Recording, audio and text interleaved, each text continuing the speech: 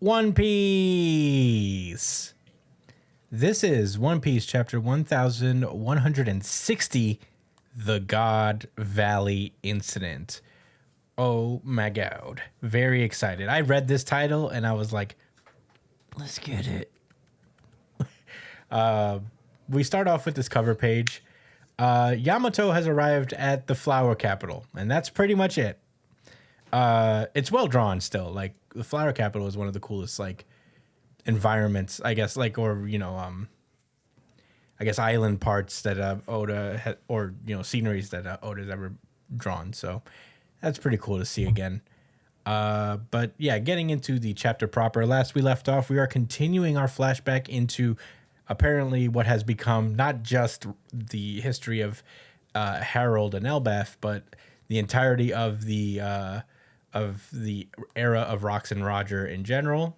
We have arrived at the God Valley incident, where what it is that the government has this tournament every 2 years where they just pick a place that's rich with natural resources and do this fucking hunting game on the natural inhabitants of that island, and then take the island for themselves when it's all said and done.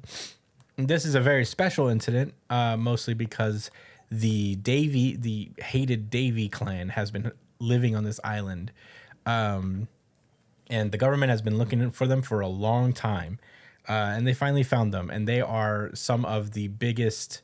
They're the biggest prizes or the biggest targets in this current tourney.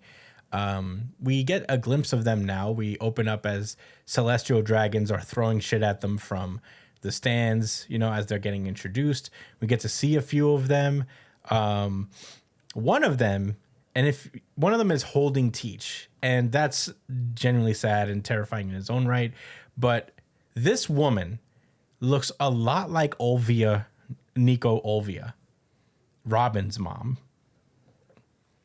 And I don't know if it's because, I don't know if it's a coincidence because, Oda doesn't particularly like have a lot of different looking women in One Piece. There's like that meme that he can't draw any women outside of Nico, Robin, and Nami. But if you look closely at this panel, I think this looks a lot like someone related to Robin, but I don't know. I'll leave it up to you guys to decide. Yeah, look Robin-esque.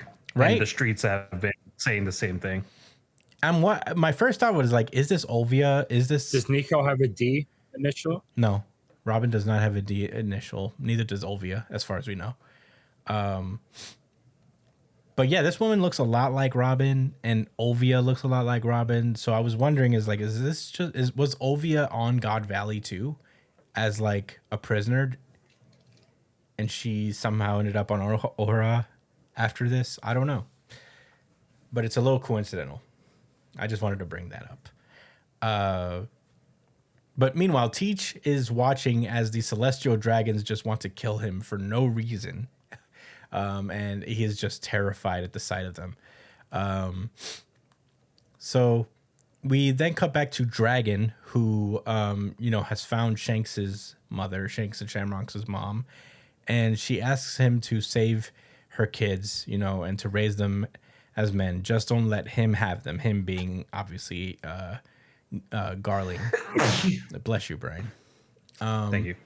Bless. So she dies, and Dragon, as he heads off, he thinks to himself, he's like, I don't know who you are, but I want to save your kids. If I don't do something, I'm going to collapse under the weight of it all. The competition begins. The captured inhabitants of God Valley are given an hour head start. But before they know it, the celestial dragons are on their tail, chasing after them, shooting them. Civilians are dying left and right here. Garling and the Holy Knights are also fucking shit up. We see Gunko, who is not a Holy Knight yet at this point, actually. She's just the knighthood's pet devoted blade of God, whatever that means. So she's not. I don't think Right. at this point she's not an official Holy Knight yet. So that's interesting. We see Somers start like kicking a kid who's hiding on a tree down there. he lays like some thorns on the ground and like basically kicks the tree until this kid falls off. This dad comes in and tries to save his kid, but they both die as he's trying to catch the kid. Dragon is coming across bodies of the civilians, and he is just getting sick. He's holding back vomit. And I guess the Navy guys that were there to capture them are getting ready to dispatch.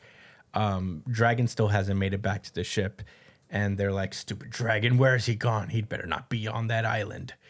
And we see that Dragon is about to watch a celestial dragon pull up to Ivankov and Kuma, who are, Ivankov is on the rock. Just, we've seen him do this in Kuma's flashback where he's like, "Don't waste your time dreaming of salvation. We have to escape the game itself." And this kind of is inspiring to Dragon, I like to think, because he's like, well, they still got hope. And as the celestial dragon's about to snipe these kids, Dragon knocks out the celestial dragon himself, which was a nice thing for him to do. Dragon saved his future co-revolutionary captains, so that's pretty cool. We then cut up to when the Rocks Pirates arrive. We get a super duper cool 2-page spread of the Rocks Pirates arriving on God Valley. Rocks tells everybody, he's like, "All right, folks, Shaki, treasure, devil fruits. There's no point in killing each other over them. So I propose a temporary team up. Bring the treasure and we'll bring back the treasure and we'll split it even. No complaints about that, I trust." But yeah, they all have their cool lines, and they disembark into the battle. We see Roger actually finds Shamrock and Shanks and manages to rescue them, which is very cool, as we figured it might happen. The Roger Pirates. You said Roger? Did I say Roger? I meant Dragon. You mean Dragon. Yeah, I didn't realize I said Dragon. Roger. But yeah, Dragon saved Shanks and Shamrock. And yeah, that's pretty sick. The Roger Pirates show up. There's this really funny moment where Roger's like, "I'm going to go rescue Shaki. None of the rest of you have a shot, so focus on the treasure." And then they just beat him up, much like, all of the crew would beat up Luffy if he ever said some stupid shit. And yeah, the God Knights, the Holy Knights start to team up, start to pose up as well. They're stepping in. A lot of cool designs that are not, as far as we know, in the whole. Well, these guys could probably still be in the Holy Knights. One of them kind of is dressed like Roldo used to dress. I don't know if you guys remember this, but that navigator guy, Roldo? The navigator guy in the new Pirate Giants that first captured them. When the Straw Hats first got to Elbaf? Yeah, I know what you're talking about. He kind of had this makeup when he had it on. He had this skull mask and everything, right? I'm not saying this is him.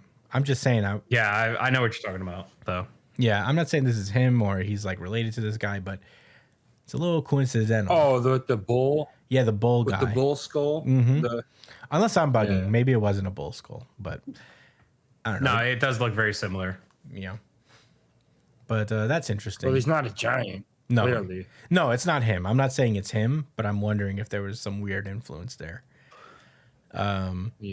In any case, yeah, everything starts to pop off. The pirates are all fighting on the island, fighting marines and fighting celestial dragons. And we see a cannonball being thrown by somebody's bare hands, and we know what time it is. Vice Admiral Garp has also arrived. And everybody's relieved because, he's able to take on Rocks and Roger. And not only is he there, but Bogard is also there. I don't know if you peep him on the side. Hell yeah. Mr. Bogard himself. Yeah, I see There's him. fucking Bogard. With his hands on the sword. He already got it. Now they're in trouble because Bogard's here. The only swordsman that could beat Mihawk. Yeah, definitely confirmed canon. But yeah, this is that's actually the end of the chapter. Josh, what did you think about One Piece chapter 1160? Well, I was gonna say I loved the chapter until I seen Bolgard, and you pointed him out, and now I think it's probably one of the best One Piece chapters I've read in a really long time. Yeah. Sarcasm aside, this was a lit ass fucking chapter. It's my RGC. Oh, let me pull it up. Certified RGC. Certified RGC. Certified RGC. RGC for me as well. I hate the Celestial Dragons. That's Brian's RGC. Certified Sorry. RGC. Certified RGC. It's not yours, Chris? Certified No. RGC. Wow. I know it's surprising, but you guys go on. I'll explain why. Stick to your guns.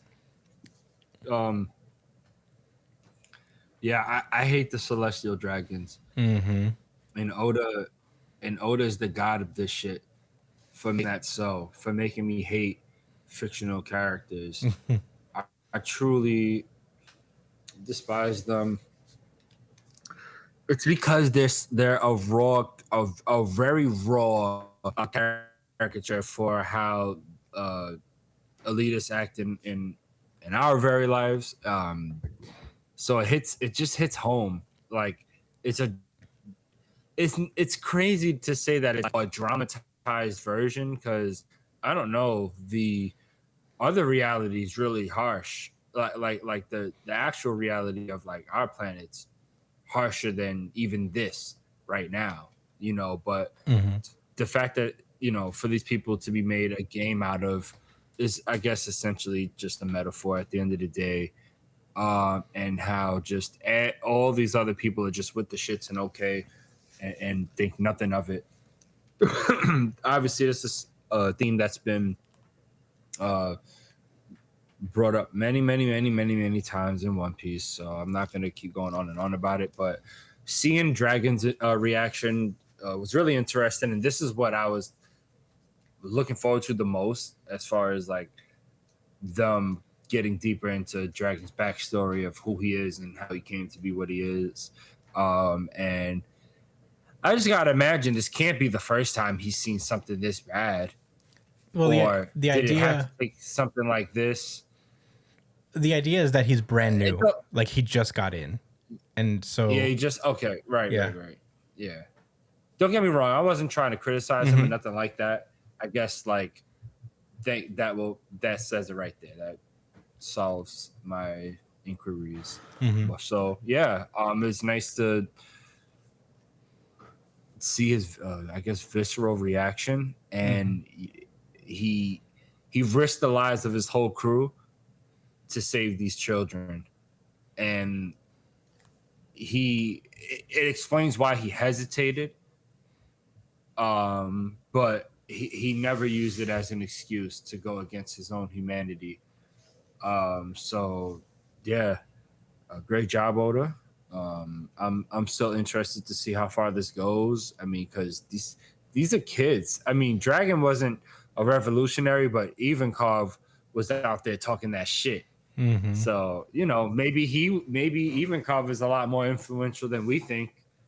Not that we thought he was small beans or nothing like that, but just as far as being the heart of the movement, yeah. I think that's really dope. I think it's clear here, right? So yeah, I thought a lot was said in just like a few pages with that scene with Dragon. And then the other side of this, how Rox is coming into the picture, and him and the rest of the pirates, they're real pirates. They're pirate pirates. So they're not going there to save no fucking body. They're going to take what they want to take, and the most good they'll do is probably go somewhat out their way to kill celestial dragons, because they're rare. They're rare prey themselves. It's kind of cool. I hope it turns into a game for the rest of the pirates, and these guys get hunted down. Well, So topical, huh? I think Is Rox it is wrong there. that I want these elitists to get killed by these pirates? No, By these horrible people No. that not at all. I think No. Rox is there to save his kid though. Yeah, Rox is Sure there that's not strictly. immoral of me. I don't think so. That was just funny. Yeah. Thanks, Chris. Sorry, Brian. I was just saying that, like, Rox is there to save his kid. Everybody else is there just for the fuck of it. Yeah, exactly. Yeah, Rock's got his mission. Everybody else is just like, man, where the money right at, where the fruit. Yeah. That's all I really got to say. Brian, what were your thoughts? Oh man, this chapter was so fucking good. It's like this chapter continues to hammer in. Well, okay. So the first thing I want to talk about is Blackbeard in this chapter. God, it's so sad. Like what he had to go through at such a young age, and the way that he's drawn feels so unsettling. Like the way that he draws Blackbeard here, like it's so sad because you literally see like the shiver stuff too. Like it just adds motion to like the terror that he's experiencing. So it kind of makes sense how he turned out the way that he did.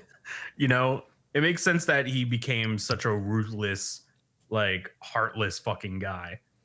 But on the contrast, Rox is, I'm pretty sure he's the hero in this situation.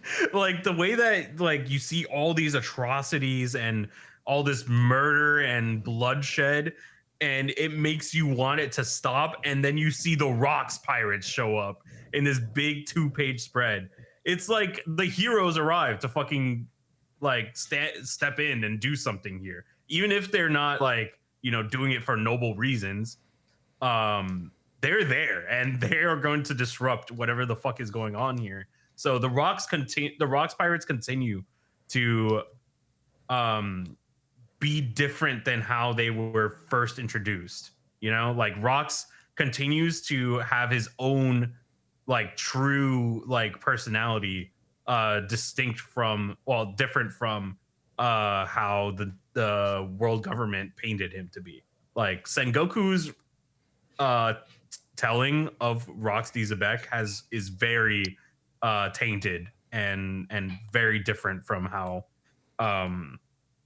like he's actually portrayed himself to be. So it makes you question what really fucking happened from this point on, because Sengoku said that Roger and Garp worked together to stop Rox, but I have a feeling it's not as simple as that. I have a feeling that whatever really happened on God Valley is very different, and it's hard to believe that like Roger would step in Rox's way here. Like after seeing all this shit. I feel like, and one more thing, this is the last thing I'm going to touch on here, even though, you know, I really like all the stuff they did with Dragon. This flashback is an extremely pivotal moment for Garp, because we need to see why the fuck this guy stayed in the Marines after this. Because this is going to be a very, very important thing, because this will either make or break his character for literally everybody. Because it's not going to be a good look if Oda doesn't handle it right. Well, I mean, I think even if Garp is nefarious, it turns out like, you know, he just doesn't have a problem with this at the end. I don't even think that's like Oda fucking it up. I think that's Oda telling us something about Garp. But yeah. Well said. I was hoping you wouldn't go the GA route. The what? GA? What does that mean? Garp apologist. No, I'm not a Garp apologist. I do think Garp is a really interesting character, even though, like, you want to like him, but he is so complicit in so many of the things that is wrong with the world of One Piece. and you have to wonder why. And I think, Brian, that's a really great point. And I didn't even think about that. So yeah. Were you done with your thoughts, Brian? Yeah, that's it. Okay, so I really love this chapter. It's not my RGC because I felt like, this is just like the grand appetizer. It's not the real this is stuff we already know. You know what I mean? Some of this stuff, like, we've seen the Rocks entrance before. We've seen the Garp pirates enter. We've seen the Garp the Holy Knights posing up. What happens after this will probably earn the RGCs consecutive for me after this. But I'm very excited for that. The dragon stuff was so cool. I do like, the dragon had a lot of fear going into this, and he had like some reservations, but I think I like that he is very much not Garp in that he didn't spend his entire life in this system, and the second he saw something that was like absurdly evil, he was like, yeah, I'm piecing out on this probably. Like, yeah, I'm sure, you know what? How about no? I'm sure there's a part of Garp that probably knows that, the system is imperfect or whatever, but I feel like this is his first big mission and this is what he sees.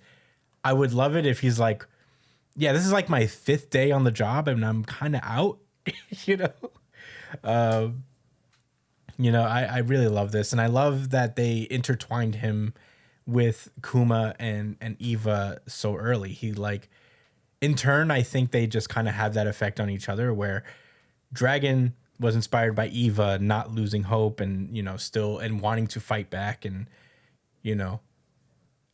I think it was well said that I think Eva was kind of like the linchpin. Without him, there is no revolutionary army.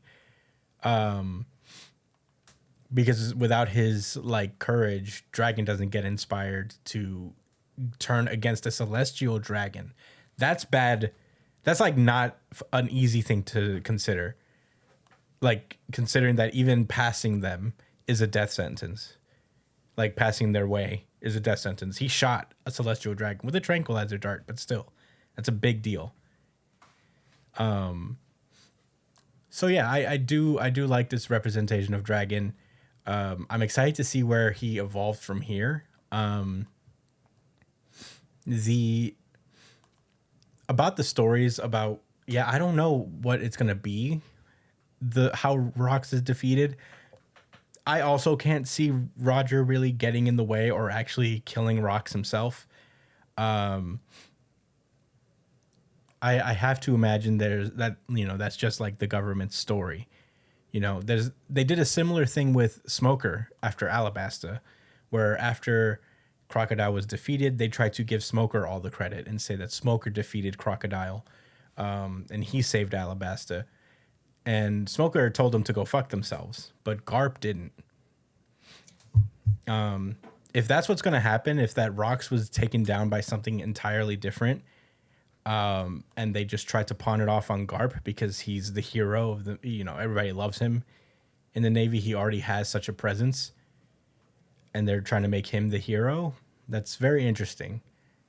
They do this a lot in One Piece, and I think Oda, being a history buff, there's this concept called manufacturing consent, where the government will use the media or the news to kind of like push forward a narrative to get the people on their side when they go start wars and stuff. And that's a big factor in a lot of what happens in One Piece. And you see it, with how the government works with Morgans, and how also Morgans does the other thing as well, leaks it to the other side as well. It's just the power of information. And I think this Garp's heroism is probably just another example of that. So, a lot can come from this arc. So many answers about One Piece that, we've been wondering for decades at this point are finally going to get answered. And I couldn't be more excited.